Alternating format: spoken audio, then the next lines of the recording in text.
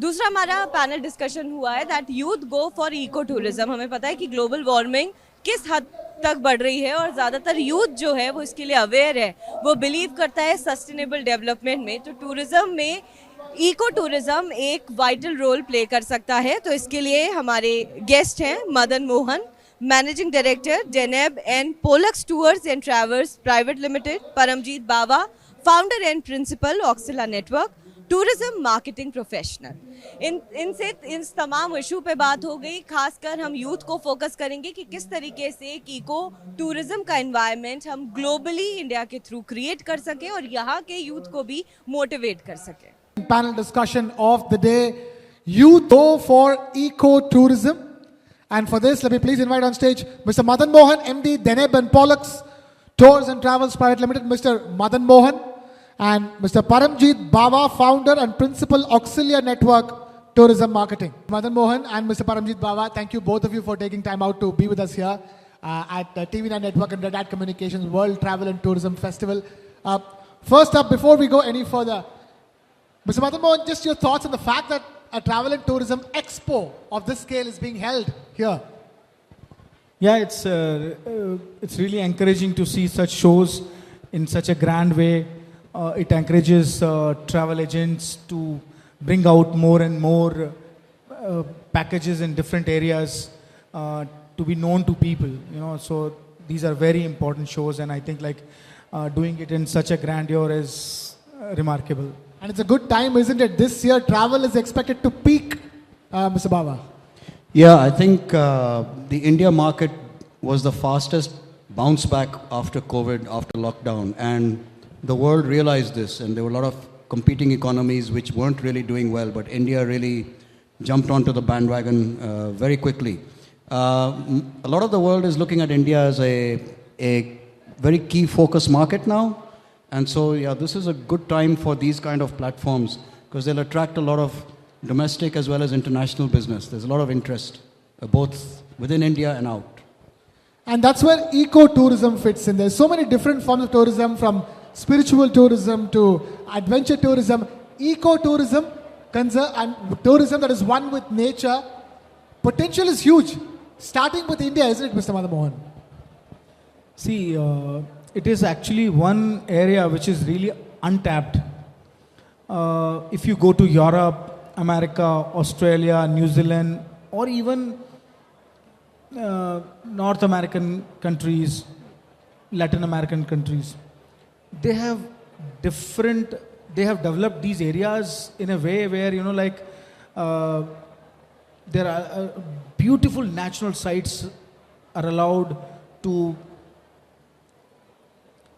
be explored, and you can build cottages, beautiful cottages, in an environmental way to protect it, like wooden cottages you can build, and other things you can do. You can do activities there.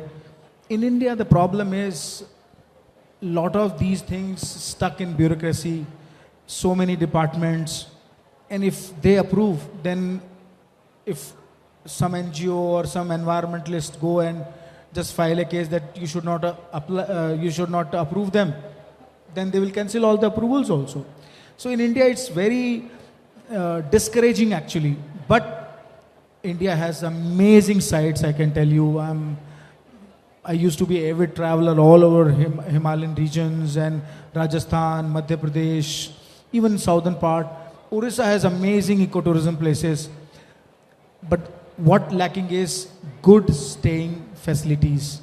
So I think that is discouraging a lot of people. But youth of India is looking forward for such places, and they are ready to explore, go. They always try to explore these places, and I think Indian government, especially the new dynamic honorable Minister Shri Gajendra Singh Shekhawat ji, I think he understands this topic very well, and I think I have personally spoken to him about it, and he is very energetic about it, and I think he will do something about it. So I think coming time would be better than what we had. Something has to be done about it, isn't that the case? Because you have youth in large numbers taking to ecotourism. in India and overseas, and it's India's opportunity to grab, isn't it, Mr. Baba? Look, I have a slightly different take on this whole topic of ecotourism.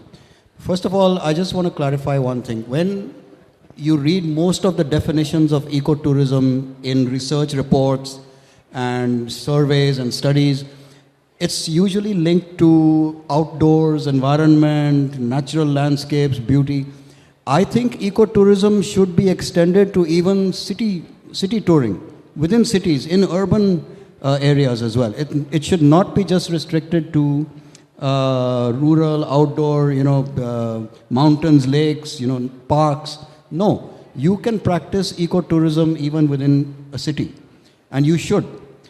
Now, my take on this is that the youth, yes, they are aware and they want to do it. Unfortunately, what we've seen from surveys and research on students and youngsters about ecotourism is that there's a lot of lip service being made.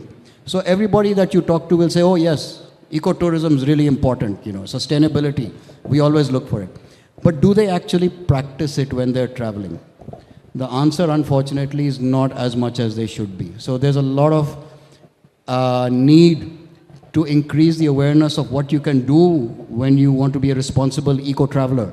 Reduce the use of plastics, try and do more of trekking, walking, using bicycles, reduce the amount of car and vehicle travel that you do. Responsible disposal of waste, that kind of stuff. Don't litter. Recyclable plastics. All of these things, you need to have a lot more work to be done in the youth space, because we are a young country. We have more than 50% of our population is below the threshold of 35 years. So we need to really get them to be aware.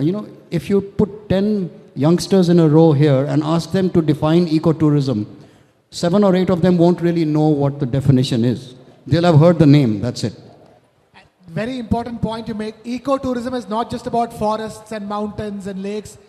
It's all about practicing ecologically better tourism, conserving the environment.